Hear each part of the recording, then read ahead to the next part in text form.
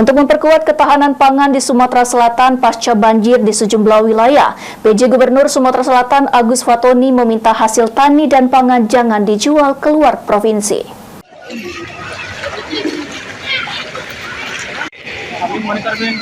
Bencana banjir yang melanda Sumatera Selatan pada awal tahun 2024 ini membuat keresahan di tengah masyarakat. Sejumlah lahan pertanian dan perkebunan di Sumatera Selatan saat ini ikut terdampak banjir dan dipastikan gagal panen. Oleh sebab itu, sebagai langkah antisipasi krisis pangan di Sumatera Selatan, pada musim banjir, PJ Gubernur Sumatera Selatan Agus Fatoni mengatakan pemerintah Provinsi Sumatera Selatan telah berkoordinasi dengan sejumlah pihak untuk memantau stok pangan di Sumatera Selatan, serta menghimbau supaya hasil tani dan pangan Sumatera Selatan untuk sementara tidak dijual keluar provinsi.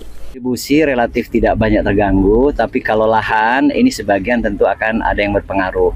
Nah, sebenarnya tanaman setelah kemarin El Nino kemarin, setelah sempat panas kemarin, ini dimungkinkan akan ada perluasan. Jadi harapannya kemarin justru malah ada perluasan. Tapi dengan adanya banjir ini tentu akan ada pengurangan.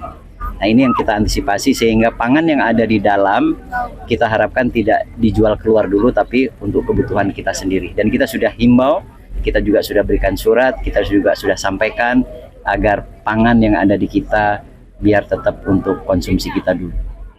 Ruzi Iskandar, PAL TV.